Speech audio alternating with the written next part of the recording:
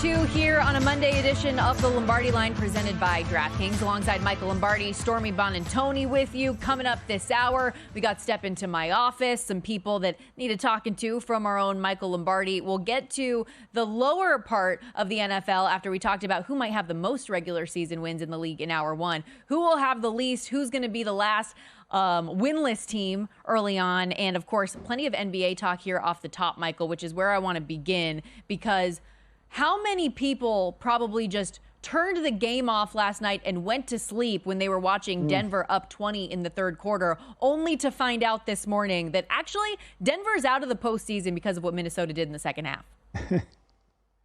I think a lot, Stormy, because as you know, with the games on the East Coast, and the game doesn't usually end to 11, and when you're down 20, you feel like, okay, the nice story, Minnesota.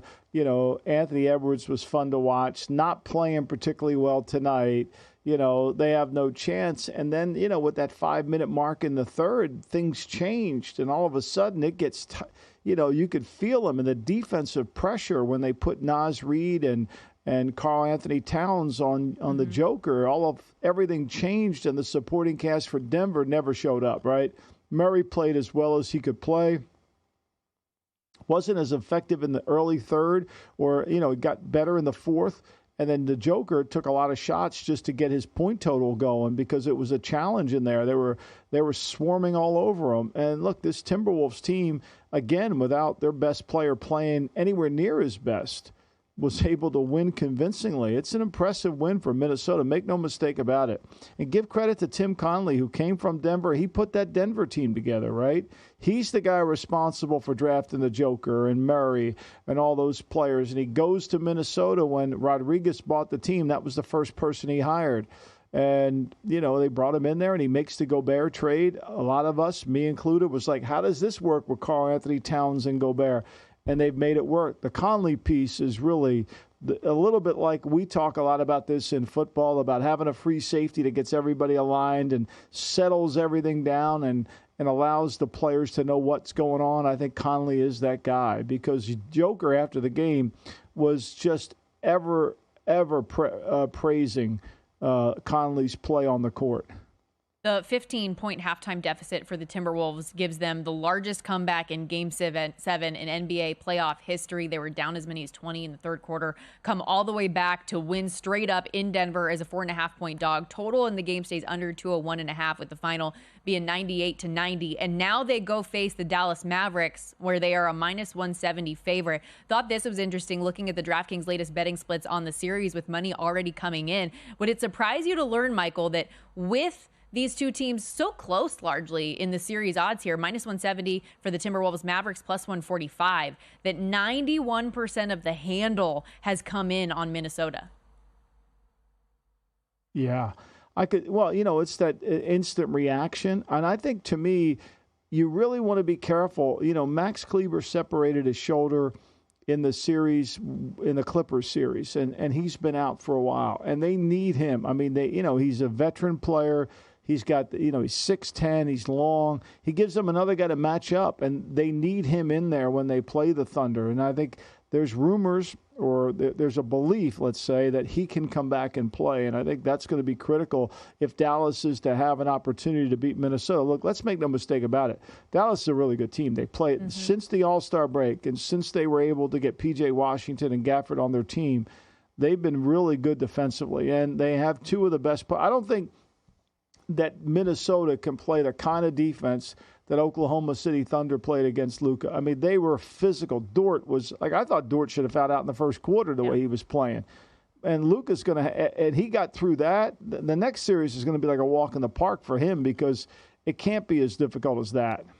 Wolves a 4-point home favorite, game one, coming up Wednesday against the Mavs, total 206.5. Sunday marked the first day in NBA history that two road teams won game sevens on the same day. The other, of course, the Indiana Pacers, who set an NBA playoff shooting record, knocking off the Knicks, who we know had plenty of injury issues throughout the back end of the season into the postseason, capped by Jalen Brunson breaking his hand yesterday. They lose 130-109 in game seven. Indiana wins straight up as a 3.5-point dog in this one. The total goes over 207.5.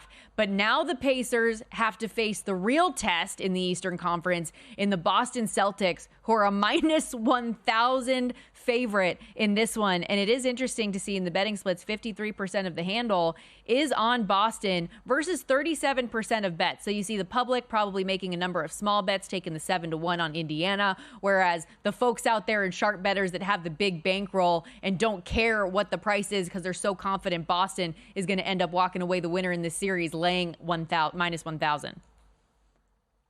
It's amazing, right? And I thought TG in the last hour made a great point. Like, they've only played, Siakam makes Indiana a completely different team, right? And they've only played Boston once with Siakam. They lost 129 to 124 in Boston. And I think one of the things that whatever you want to talk about Indiana, the last two games they've played more physical. They've listened to their coach. He was heartbroken after Game 5, the way they went into the Garden and laid down, didn't play with any physicality. And when Halliburton's playing with an aggressive style, looking to be an offensive player, just not a distributor, they're a different team. Now, we know they have concerns defensively, right? But I do think, they're going to present problems to Boston, too, now. It's not like a walk in the park here. So, will it be 6 games? I don't know. But I think Boston's going to require being sharp, which they haven't had to be sharp in any of their series, right? They play the Heat without Jimmy Butler. Then they play, Cleveland and Donovan Mitchell, who's given them trouble. Cleveland wins the game. We're all surprised Cleveland won the games. And, of course, it all fell flat once Mitchell got hurt. The Celtics have won their previous series in 5, so maybe the plus 205 on the series total game could be intriguing, plus 215 for them to win 4-1. Look for the better number there, obviously, which is Boston 4-1. But you can bet the series spread as well if you're into some of those things. Even Boston minus 2.5 games, minus 155. So pick your poison with the way that you want to approach that game there. The Celtics, a minus 150 odds-on favorite. That number is just going to continue to grow to win an NBA title. The Timberwolves plus 275. The Mavericks 5-1, and the Pacers at that disparity we just talked about in the series, 25-1 to win the title here, despite being in the Eastern Conference Final. Okay, last couple minutes, Michael. Let's go back to the NFL. I want to know what's on Michael's mind today as OTAs get underway for 21 teams in the league. Well, you know me, Stormy. The whenever we get this hype machine that comes out, the Bronny is going to be a 1. The way the worldwide leaders just all they talk about is Bronny, Bronny, Bronny. You know how that drives me crazy. He puts so much pressure on the kid.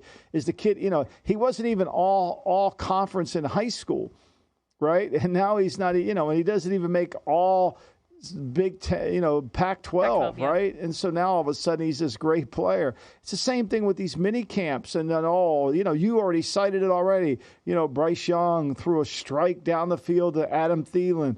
It's all just noise. And as a betting network, I think we have to be really clinical. We have to be really mature and not overreacting. Football is a game of physical contact and physicality.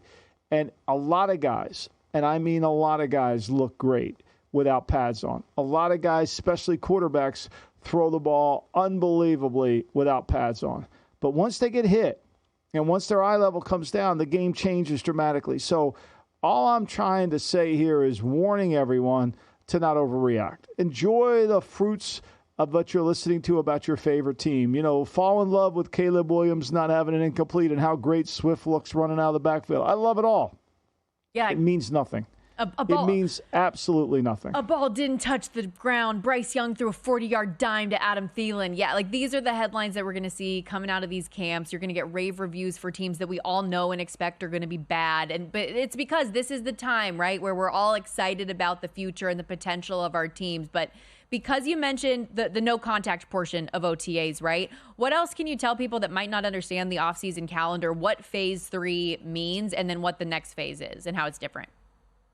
Well, phase 3 is basically, you have, you can bring the team together and you can have activities, organized team activities, right? And you get 12 of those practices. And so when you practice OTA days, you get 12 or 13, assuming you have them all, assuming you don't violate the rules and get 2 physicals. But phase 3 allows you to have those kind of practices along with lifting weights and conditioning with the team and classroom time. It really just increases the on-the-field time that you're allowed to have with the players. And you incorporate the young players within the same thing. So now you have your whole team together. So now you don't have to worry about anything other than this is our team, and we've got to get these guys better. And for coaches, it gives you a great opportunity to evaluate the players, to understand what they're going to need, to evaluate your own team too, which is really important. And this kind of stuff, so much more important for young players than it is the veterans. And I think part of like the overreaction that we need to step away from too is when some players aren't present for these voluntary workouts, it's not necessarily the end of the world either. Yeah. No. I mean, sometimes it's probably pretty good that they're not, and so who cares right, if they're not there? Don't risk an injury. Yeah, stay healthy. As long as they're working out and they'll come to camp. But look, one of the things you want to do is you want to bond the team together as best you can. What you want to do is get everybody ready for the most important part of the offseason, which is training camp. Okay, we're going to hit a quick break here. First one of hour 2 of the Lombardi Line. When we return, step into my office. Tom Thibodeau and Michael Malone headline this week's edition, but there's a handful of individuals who need advice, they need assistance, and a potential reality check as well. Also still to come this hour, we'll have VSiN's own Mike Pritchard join the program. We haven't talked to him since the schedule release. Get his thoughts, especially on his former team in the Atlanta Falcons. I'm very curious how he thinks the season sets up for them. We'll be right back.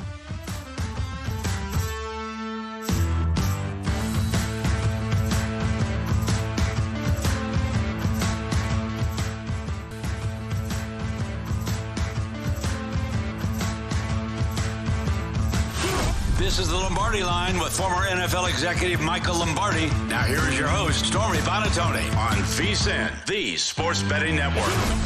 When you use the promo code Lombardi, we're giving you a steal of a deal here for our VSiN annual subscription. Usually $240. Now you can grab a subscription for just $199. If you sign up today, we'll also give you an extra 2 months for free. That's 14 months of VSiN Pro access, less than 50 cents a day. And all you need to do is use that code Lombardi. With VSiN Pro, you get instant access to our daily best bets with a leaderboard to see which VSiN expert has the hot hand, betting splits to show you where the money and bets are moving for every game, betting systems, premium analysis, 24/7 video access. VSiN.com/subscribe today to claim your 14 months of VSiN Pro for only $199. But again, that promo code Lombardi, you got to use it. The appointments are lined up. You waiting for somebody in there? Got an appointment. And it's not about what you want to hear, but what you need to hear. It's not personal.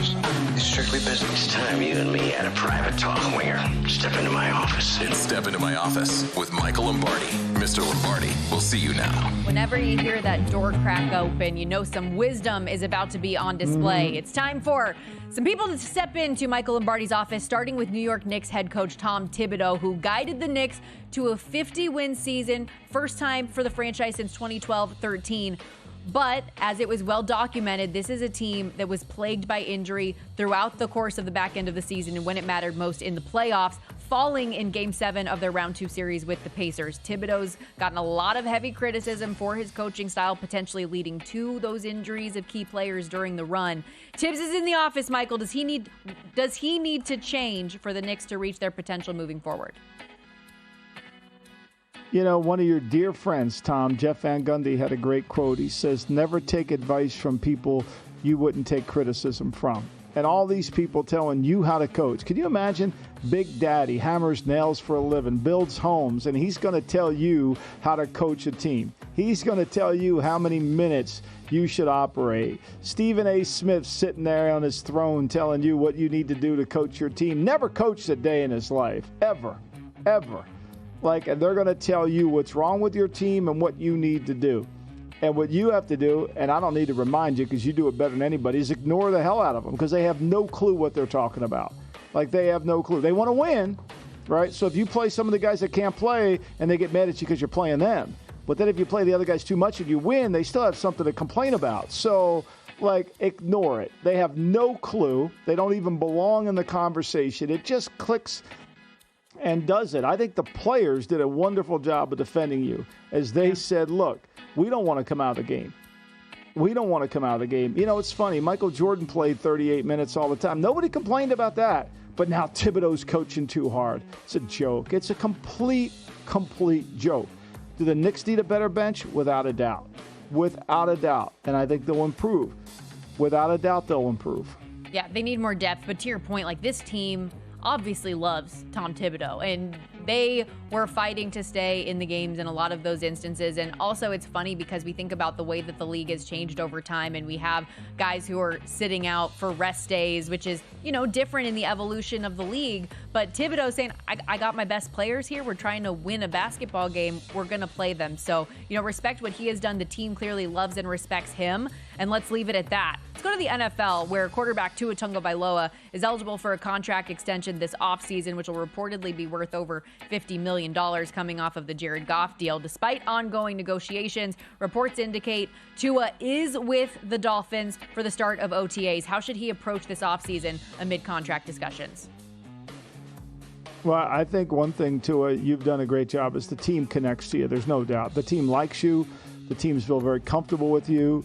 And I think the organization knows your strengths and weaknesses. And I would just recommend that just because you're the highest paid quarterback in the league, you've got to know, or you're going to become one of the highest paid quarterbacks in the league. With that money comes the responsibility of winning. And I don't mean beating a bad Denver team in week 4 or beating the Giants like you did last year or Washington. It really comes with winning the AFC East, with being able to go into Kansas City and win against the defending champions, or go into Philadelphia and win that game. At some point, when you earn this money, you're going to have to beat a good team. And through your career, that has been a challenge. And I think that's really where it's going to be, because right now everybody loves you. But as you're going to find out, once you get paid in any sport, once you become the highest paid of the company, the highest paid in the league, you become a target, because people don't think you are. I mean, just ask Tobias Harris. Right? He got paid all that money. Nobody thinks he's worth it because he couldn't deliver. That's going to happen to you if you don't. I think, too, how you talked in the first block about not overreacting to OTAs in general. With Tua Tagovailoa being there and showing up, though, how important is that for the team, just in terms of continuity for your offense, to have your quarterback around and showing those leadership things here and now before the season? Well, I think he removes, by him being there, he basically tells everybody, look, it's a business. My agent's in charge of handling the deal. Now, he wouldn't be there if he didn't have a contract, right? Let's be clear. Because they picked up this 50-year option, he doesn't have to be there, but why not be there, right? Why not be there? Because he is under contract. If he wasn't, if he were like T. Higgins, I understand that, right? And so, to me, if you know you're going to play, right? If you know you're playing, because he has a contract, you might as well just show up, because they're not going to work him that hard. They're not going to work him that hard. And to stay around your teammates and to connect to the new players, whether it's Odell or those guys, it really helps the team and it helps the coaches. Back to the NBA, following an epic collapse by the defending champion Denver Nuggets in Game 7 last night at home against Minnesota. Head coach Michael Malone was asked post-game, how hard is it to absorb a loss like this, up 20 with the season on the line? Here's what he had to say. Next question, man. The season's over. That's what's hard. Being up 20. The season's over. You don't understand that. The season's over. It's hard. Stupid-ass questions. Malone goes from the podium into Michael Lombardi's office. What should his focus be to get the team back to the finals and on the biggest stage next season? Well, I think the first thing I would tell Mike is Michael Malone is take a step away. Obviously, it's an emotional time. And losing at home and having a 20-point lead, your emotions just run through you. But you and I both know that the decision-making involved with building teams requires no emotion whatsoever. And so I think take a couple days and walk away. After that, it's raw, it hurts, it's painful. You had high expectations. You turn it around from 0-2 to where you get a game at home in Game 7, 20-point lead. I get it all, right? It happens to all of us. But what happens isn't the story. The reaction becomes the story. And so you've got to take some time off to clear your head and kind of get yourself where it's not really going to bother you as much. And you can make decisions based on intellect, not based on emotion. And I think that's what you need to do. Look, you can't control the stupid questions that you get asked by reporters. They've never been in the arena. They've never competed at this level.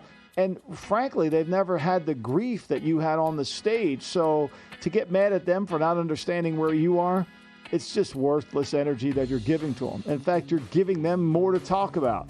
You got to maintain your poise more, because at that point, they're just trying to ravel you, and they did. And so expect more of the same, but step away and evaluate your team correctly.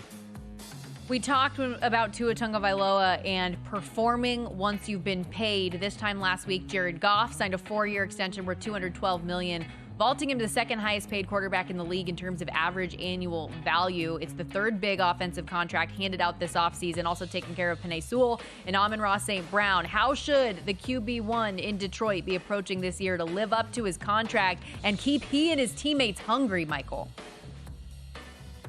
Well, I think don't change one instance. I mean, if you show up 1 minute later than you did before the money, they're going to blame you. If you don't put the same amount of effort in your preparation, everybody's going to focus on the money, right? Just let the contract go. Just be Jared Goff. Be there. Do everything that you've always done in the past, and rely on your team. Your team's better, right? Your team is improved, and you're going to have to continue to drive the team in a leadership way, but this is a team. This isn't just one individual, and I think you've won a lot of games because of the team. You can continue to win games because of the team. You just have to behave within the confounds of what you're comfortable with, which you were before you got a big paycheck. Look, let's face it. Before you got this contract, you were a high-paid player. Nothing's really changed for you. Maybe you moved. You're going to pay Uncle Sam a little bit more taxes, but you got more money than you know what to do with ever. So why not just work as hard as you can? Hit you with one more quickly. Jason Tatum is in the Eastern Conference Finals for the third straight year, 5th overall in his time with the Celtics, but he's 1-3 in those series so far. What does he need to do to avoid a letdown this postseason, where everybody's saying there's no excuses now for the Celtics not to win it all? Yeah, I think this is the hardest challenge, because there's a target on your back. You have to win. It's not, and then you got to remind yourself that they're going to say you didn't win by enough. So just focus one game at a time and just win one game at a time. And by the time it's over with, the cumulative effort will show up as you've won. But if you start to put pressure on and you start to try to, which I thought Jalen Brunson was doing a lot yesterday before he got hurt, like it just was becoming a one-on-one game, 1-on-5, because the team got behind. You can't do that. You got a good team, let the team play. They've played back-to-back series where players were out injured. This is their first real test against the Pacers. They're still a -1,000 favorite, -150 to win the NBA title. We'll be right back.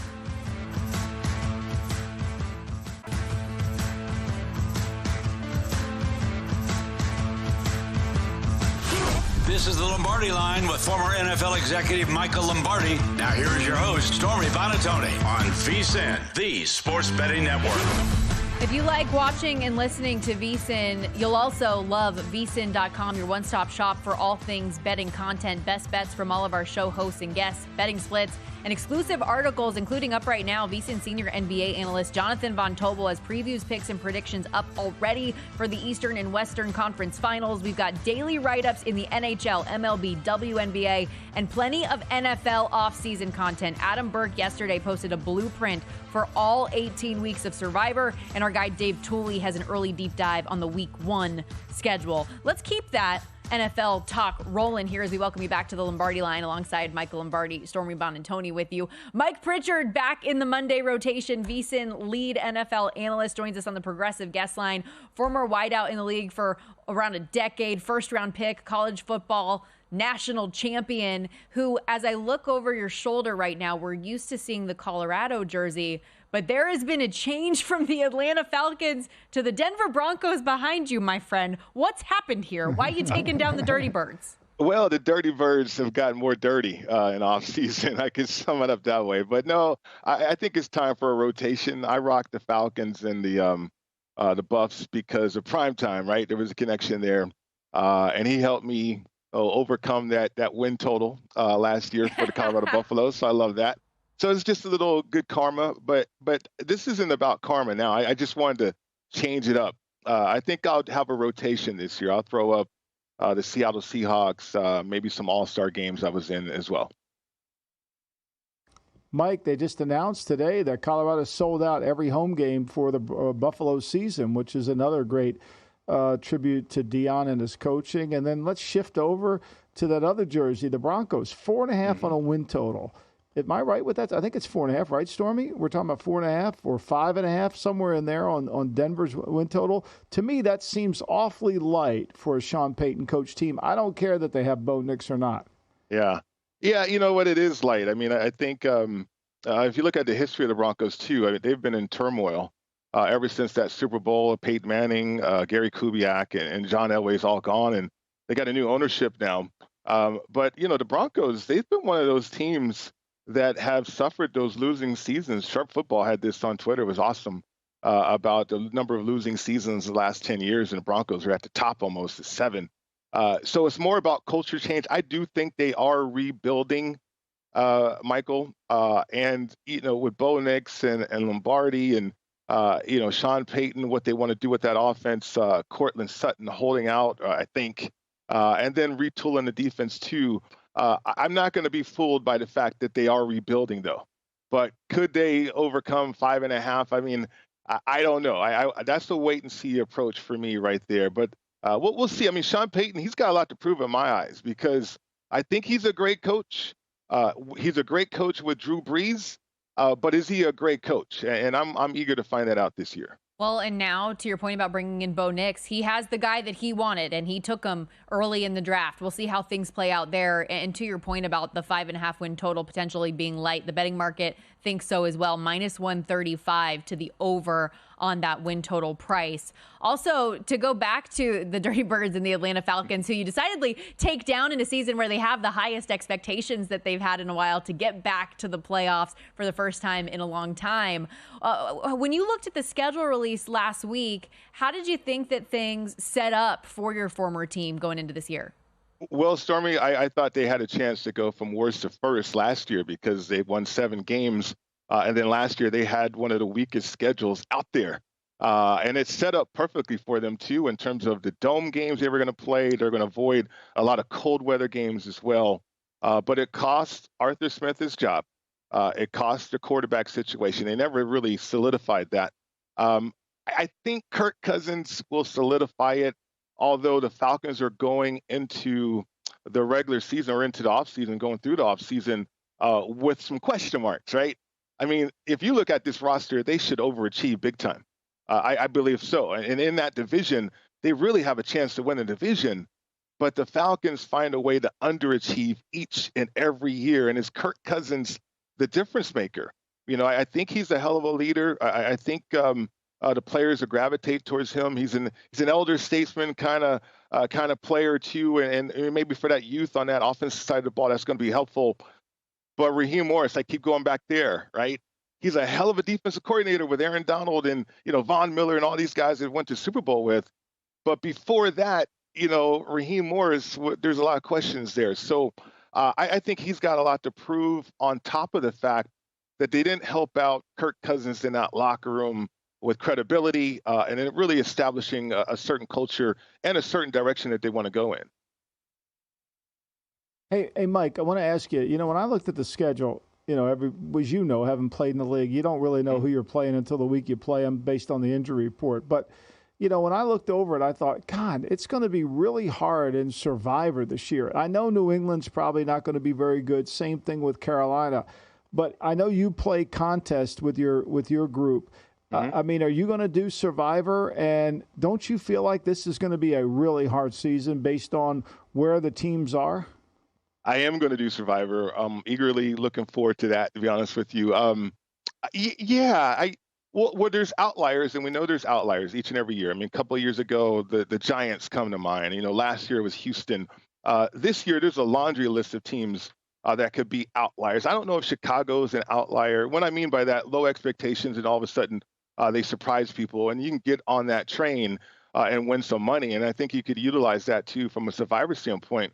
But when you have a large number of potential outliers, I think that's intriguing. I mean, the Colts, like the Titans, the Commanders, the Falcons, we talked about them, the Raiders. These are teams that you're looking at, the Vikings. I mean, these are teams that they could get hot at some point. Injuries, we know injuries are going to play a big part in the season. It does each and every year. So I'm looking at those situations, but I'm breaking down divisions right now, Michael and Stormy. Obviously, the AFC North is a tough division. I think the AFC East is going to be down. The AFC West, we'll see what's going to go there. The NFC West could be interesting too, as well. But right now, I think the toughest division and the strength of schedule kind of plays this out.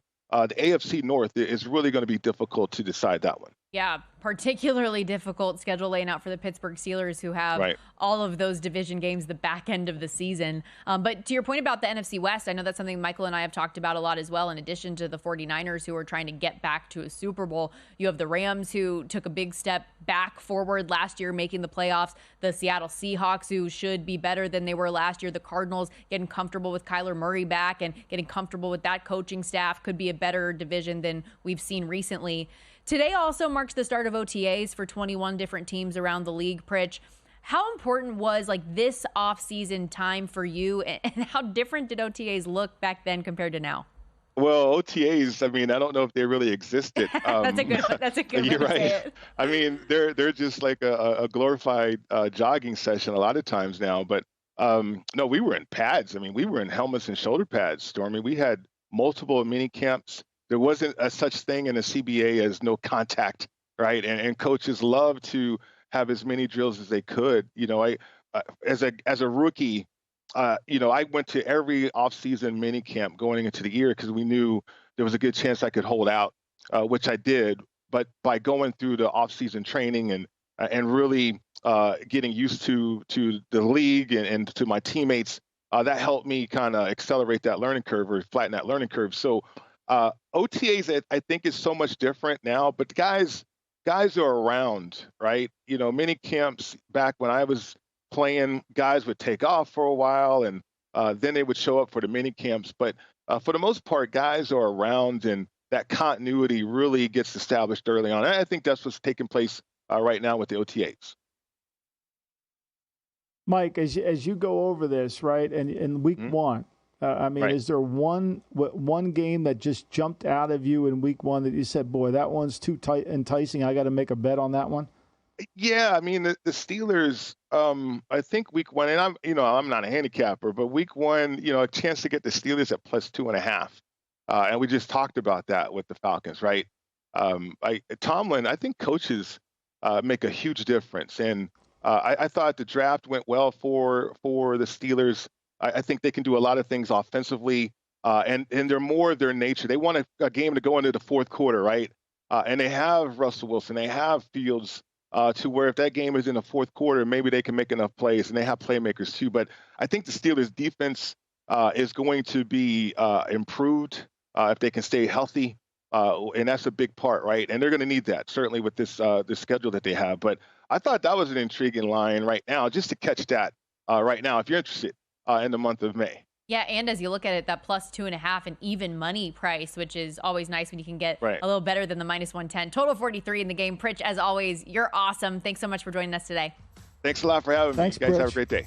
I'm excited to be tracking the jersey rotation now for Pritch. I've got to make sure my eyes are dialed in every week. We talked about it. You'll get it. Yeah, you'll get it. We talked about it all last week. Which teams we think will contend for the #1 overall pick next year. And yes, there are betting markets that coincide with that. We're looking at which teams to have the fewest regular season wins in the NFL next.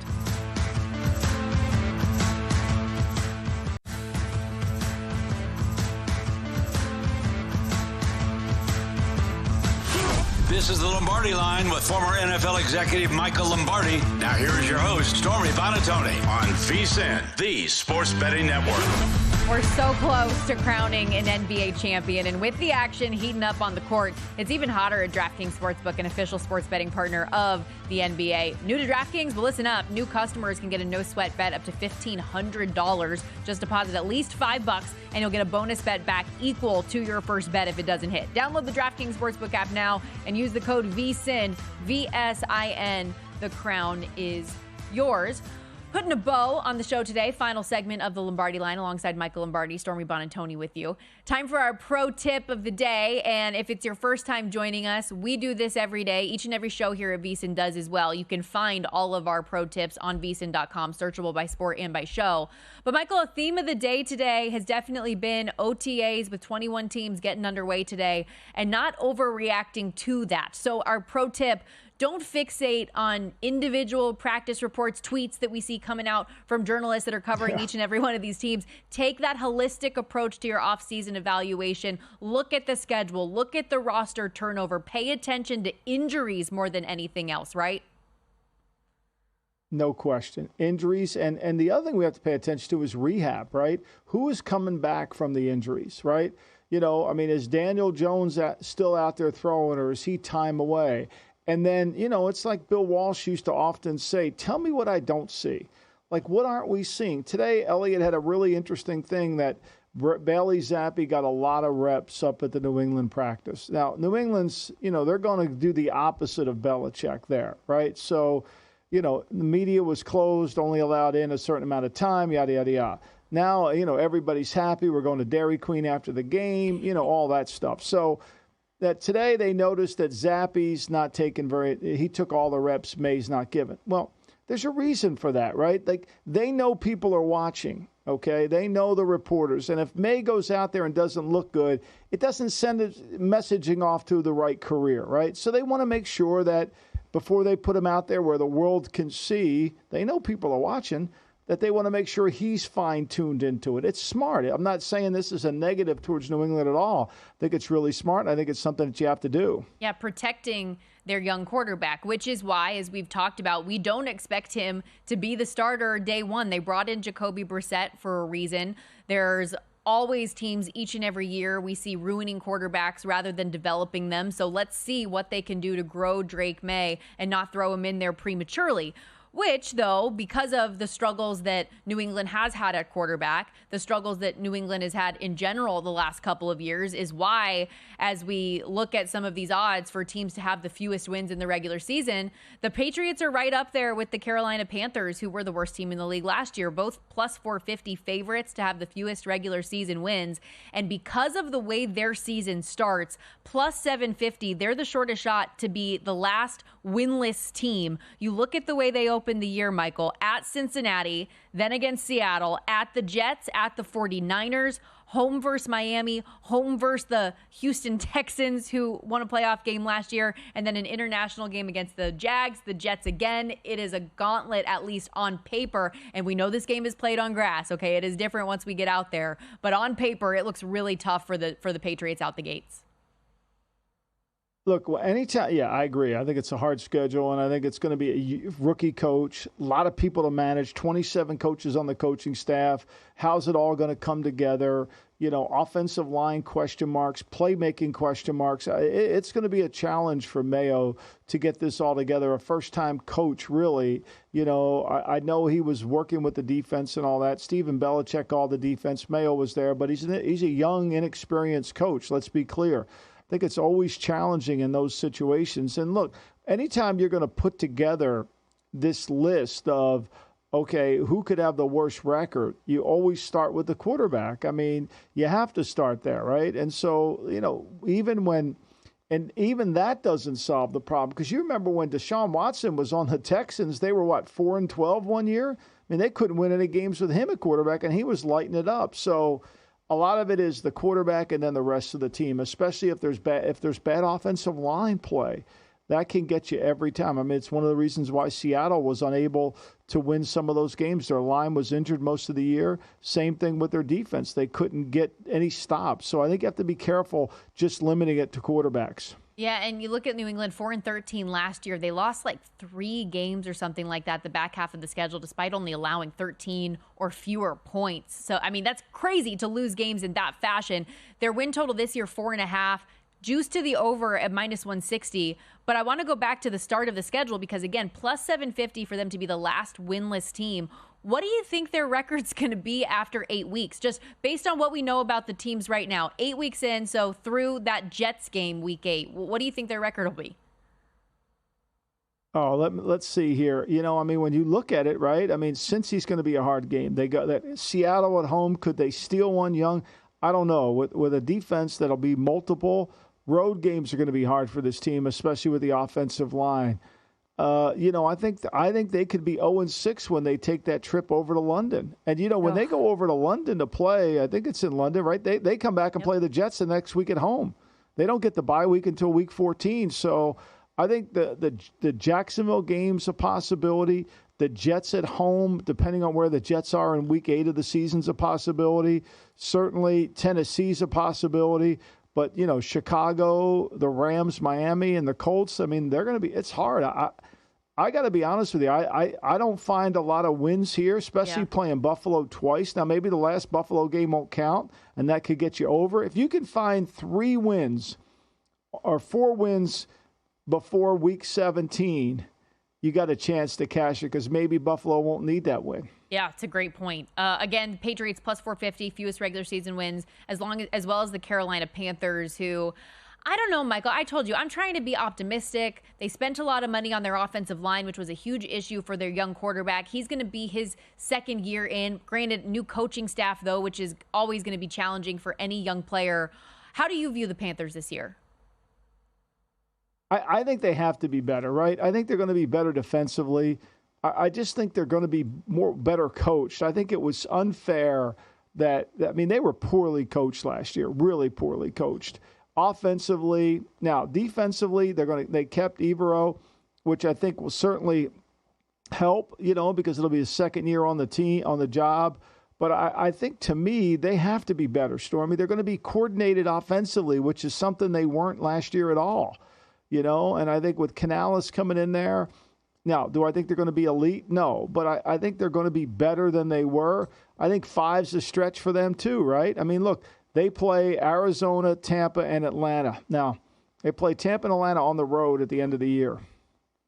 And this is not an easy schedule for them. I know everybody thinks Atlanta has an easy schedule, but look, there's no easy schedule when you're not a great team. Let's be clear, right?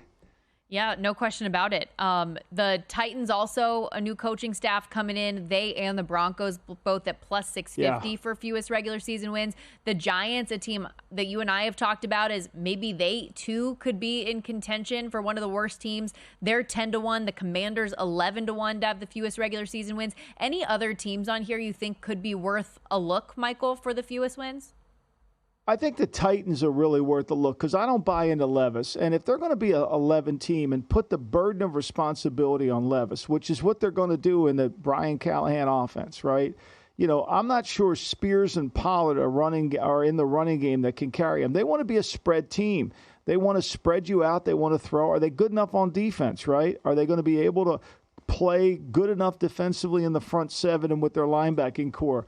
They got a lot of moving parts here for a first-time head coach. I think getting his dad to come in certainly helps him.